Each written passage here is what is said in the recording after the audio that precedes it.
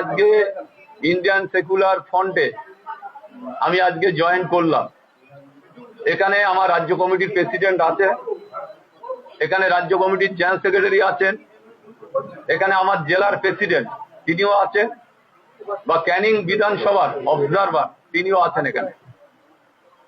আমার যেটা বলার, আমি অনেকদিন আগে থেকেই মনের কাছে ঠিক করেছিলাম যে আমি ইন্ডিয়ান সেকুলার ফ্রন্টটা করব। ভাঙড় থেকে আমার দলীয় যারা কর্মী তৃণমূল কংগ্রেসের, তারা কিন্তু বারবার আমার বোঝানোর চেষ্টা করেছিল যে যে কোনো ভাবে তোমাকে বসে থাকলে হবে না, তোমার অন্তত যে কোনো একটা জায়গায় যেতে হবে। তাই সর্বসম্মতিক্রমে ভাঙড়ের মানুষের কথা শুনে আমি কিন্তু ইন্ডিয়ান সেকুলার ফ্রন্টে যোগ দিই। আমি আমার নেতা আব্বাস সিদ্দিকী, নওশাদ সিদ্দিকী আমার নেতা, আমি তাদের নেতৃত্বের প্রতি আস্থা রেখে আজকে আমি তৃণমূল কংগ্রেসে জয়েন করেছি। এই আইএসএফ এ জয়েন করেছি। আমার প্রেসিডেন্ট আমার পাশে বসে আছে, আমার জেনারেল সেক্রেটারি রাজ্যের পাশে বসে আছেন, আমার জেলার প্রেসিডেন্ট আছে পাশে বসে, ক্যানিং বিধানসভার অবজারভার তিনিও বসে আছেন। আমি শুধু কয়েকটা কথা আপনাদের বলবো। আমি প্রথম একটা উত্তর দেবো, যে যিনি কান খুলে একটু শুনবেন, হ্যাঁ, যে আরাবুল ইসলাম জগ ছুড়ে মেরেছে, শুনুন, জগ ছুড়ে মেরেছে, এই কথাটার আমার উত্তর দিতে হবে, যেহেতু আমার প্রেসিডেন্ট দিয়েছেন, তিনি সুন্দরভাবে বলেছেন, কিন্তু আমার উত্তরটা দিতে হবে। একটা মহিলার প্লাস্টিকের জগ লেগে এখানে কেটে যেতে পারে না? ওখানে আমার এডিশনাল যিনি চার্জে ছিল ওই কলেজের, আমি তখন গভর্নিং বডির প্রেসিডেন্ট, তিনি ওই মহিলাটার টানাটানি করছিল যে তুমি কি বলছো সভাপতির উপরে। এইবারে টানাটানি করতে করতে মহিলাটা পড়ে যায়, ওনার এই বালা ছিল এরম জায়গায়, বালা লেগে কেটে যায়।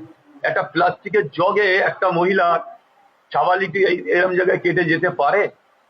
সেদিন সমস্ত মিডিয়া, বাংলার ছোট বড়, দিল্লি থেকেও মিডিয়ারা এসেছিল তার পরের দিন আমার কাছে ইন্টারভিউ নিতে, তারাও দেখেছে, তাদের আমি বোঝাতে পেরেছি। থানায় কমপ্লেন হয়েছে যে জগ ছুড়ে মারা কাটা নয়, তার মেডিকেল পর্যন্ত করানো হয়েছে। সম্পূর্ণভাবে মিথ্যেভাবে আপনাদের মতন কিছু মিডিয়া আছে, তারা এই অপপ্রচারটা করেছে। তারপরের দিন দেখবেন আরাবুলের ছবি সহ বর্তমান পেপারে টোটালটা নিউজটা বেরিয়েছিল যে না, জগ ছুড়ে মারা কাটা নয়। তাই আপনাদের বলতে চাই যে ভুল জিনিসটা নিয়ে এখনো লেগে থাকার কোনো কারণ নেই। আর আমি আমার রাজনৈতিক জীবনে, আমি 84 সাল থেকে মমতা বন্দ্যোপাধ্যায়ের সাথে কংগ্রেস, তারপরে মমতা বন্দ্যোপাধ্যায় যুব কংগ্রেস, এখন আমি ব্লকের প্রেসিডেন্ট, তারপরে পরপর তৃণমূল কংগ্রেস গঠন হওয়ার পর আজ পর্যন্ত আমি তৃণমূল কংগ্রেসের দায়িত্ব নিয়ে বিভিন্ন ক্ষেত্রে বিভিন্ন সময় কাজ করেছি। আজকে কেন ছেড়েছি দলটা, সেই কারণটা আপনাদের দুটো একটা বলতে হবে। যে মমতা বন্দ্যোপাধ্যায় তার মানসিকতা, মমতা বন্দ্যোপাধ্যায়ের মানসিকতা, তিনি কিন্তু এখন কান দিয়ে শোনেন না, এখন চোখ দিয়ে শোনেন। ভাঙড়ে এমন একজন কুখ্যাতকে ভাঙড়ে দায়িত্ব দেওয়া হয়েছে, শুধু কুখ্যাত নয়, তিনি নিজেও বলেছিলেন বোমবাদিস ক্যানিংয়ে, তুই এই করিস সেই করিস, মেশিন নিয়ে তুই ঘোরাঘুরি করিস। আজও সেই ব্যক্তি, আপনারা আজকেরও একটা খবর দেখবেন, আজকেরও দুজন ছেলে মারা গেছে বোম বানতে গিয়ে, দুজন ছেলে মারা গেছে। এটা আপনাদের জেনে রাখা উচিত যে একজন ক্রিমিনাল, একজন অত্যাচারিত, একজন তোলাবাজ, একজন ভাঙড়ের মাটিতে, ক্যানিং এর মাটিতে যার হাতে রক্তে লাল হয়ে গিয়েছে, সেরকম একজন ব্যক্তিকে মমতা বন্দ্যোপাধ্যায় মাথায় তুলেছে। তার একটাই কারণ, ভাঙড় থেকে রসদ যায়, রসদ। আমি আর ডাইরেক্ট বলছি না, ভাঙড় থেকে অনেক কিছু পান যিনি এখন বাংলার মুখ্যমন্ত্রী। সেই কারণে একজন কুখ্যাত খুনি, একজন অত্যাচারিত। আজকে আপনারা ভাবতে পারেন, গত কয়েকদিন আগে তিনি পোলেরহাট বাজারে, পোলেরহাট থানায় যাচ্ছিলেন, থানা থেকে ফিরছেন, তখন 20খানা গাড়ি থানার সাথে, থানার লোক ফিট করা ছিল, থানার লোকই বোম মেরেছে। তারপরে আইএসএফ এর লোকেদের অ্যারেস্ট করা হয়েছে, এখনো তারা জেলে আছে। বেশ কিছু ছেলে তারা সেখানে ছিল না, নেতৃত্ব অঞ্চল নেতৃত্বদের নামেও কেস করে তাদের বাইরে রাখা হয়েছে। আজকে এই ধরনের হচ্ছে শওকত মোল্লার প্ল্যান, সেই প্ল্যান আজকে পরিষ্কার প্রমাণ হয়ে গেল। আল্লাহ দেখিয়ে দিল যে মিথ্যে করে আইএসএফের নামে কেস দেওয়া আর বোম মারা, আজকে দুজন ছেলে তৃণমূল কংগ্রেসের আজকে তারা মৃত্যুর সাথে মৃত্যু হয়েছে, আর 4 জনের হাত পা উড়ে গেছে, হসপিটালে আছে। তাও সেটা কোথায়? ক্যানিং হসপিটাল, ক্যানিং এ ওই যে জায়গাটা কি আনসার, ঝোড়োর মোড়ে, ক্যানিং এ ঝোড়োর মোড়ে শওকত মোল্লার নিজস্ব জায়গা, সেখানে 4 জন ভর্তি আছে। কারুর পা চলে গেছে, কারুর হাত চলে গিয়েছে, তারাও 4 জন মৃত্যুর সাথে লড়াই করছে, যে কোনো সময় মারা যেতে পারে। আজকে এই ধরনের চক্রান্ত, এই ধরনের অত্যাচার, আমি সেই কারণে আমি বসে থাকতে পারিনি, যে আমি বসে থাকতে পারিনি। তারপরে আমি সিদ্ধান্ত নিয়েছি যে আমি আইএসএফটা করব। আইএসএফটা সিদ্ধান্ত আজ থেকে কয়েক মাস আগে নিয়েছি। তারপরে পরপর প্রসেস চলতে আলোচনা করতে আজকে আমি দলে জয়েন করলাম। আমি শুধু একটাই কথা বলবো, যে 2 জন পীর জাদা, যাদের নেতৃত্বে গোটা রাজ্য কেঁপে উঠেছে, আজকে যাদের নেতৃত্বের প্রতি বাংলার মানুষ আস্থা রাখছে, আমি সেরাম একজন ব্যক্তি, সেরাম নেতৃত্বের হাতে হাত দিয়ে আজকে এই দলে আমি অংশগ্রহণ করলাম। এটা আমার গর্ব। আমি এটা মনে করি যেটা আমার গর্ব, যে আজকে নওশাদ ভাই, আব্বাস ভাইদের মতন ব্যক্তিদের হাত ধরে আমার পাশে আমার দলের সভাপতি বসে আছেন, একজন শিক্ষিত অত্যন্ত ভদ্রলোক, তাদের নেতৃত্বের প্রতি আজকে আমি শুনি, বক্তব্য শুনি, আমার সেক্রেটারি এখানে বসে আছে, অত্যন্ত বক্তব্য দেয়, সুন্দর বক্তব্য।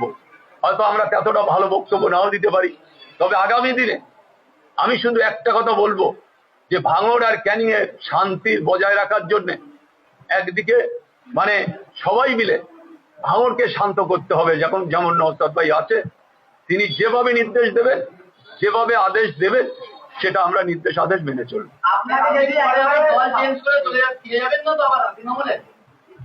একটা ব্যাপার, আরাবুল ইসলামকে বাংলার মানুষ চেনে।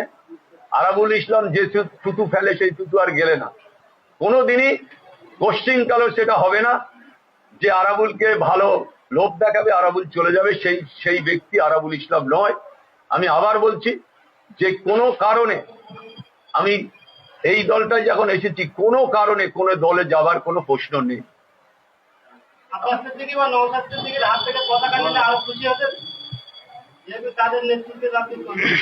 একটা কথা বলি, তারা হচ্ছে নেতৃত্ব, এই দলের সিস্টেম, আমি সিস্টেমটা বলি, আমি এই দলের কোনো এখনো নতুন সিস্টেম পাইনি। দলের সভাপতি করতে পারে, তিনি তার পূর্ণ দায়িত্ব সভাপতি, তানার হাত থেকে আমি নিয়েছি।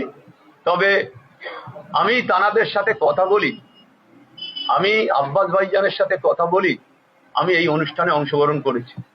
তানারা বড় দায়িত্বে আছে, তানাদের হাতে পতাকা নিলে খুশি হওয়াটা সেটা কোনো বড় কথা নয়। তানাদের নেতৃত্ব যিনি পতাকা তুলে দিয়েছেন, সেটাই আমি খুশি, সেটাই আমি মেনে নিচ্ছি। আব্বাস ভাইজান নির্দেশ দিয়েছে, সেই নির্দেশ মেনে আমরা এখানে এসেছি।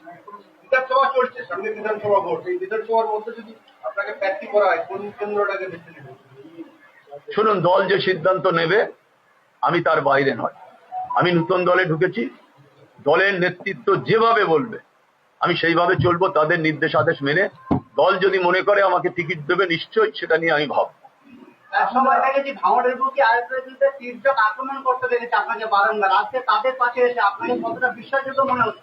একটা কথা বলি, আমি শুধু এখানে এসেছি বিশ্বাসযোগ্যতা নিয়ে আসিনি। যাদের সাথে আমার লড়াই হয়েছে ভাঙড়ের মাটিতে, যেসব আইএসএফ এর নেতৃত্ব, তাদের সাথে একাধিকবার আমার সাথে বৈঠক হয়েছে। তাদের নির্দেশ, তারাও চেষ্টা করেছে, যে আমাকে বলেছে আইএসএফ করতে হবে। তাদের মনের সাথে আমার মনের মিল হয়েছে ভাঙড়ের নেতৃত্বের সাথে। এখানে কোনো প্রশ্নই নেই যে তাদের সাথে আমার কিভাবে চলবো। আমি অলরেডি তাদের সাথে অন্তর বুকে বুক রেখে তাদের সাথে আমি চলছি অলরেডি 3 মাস।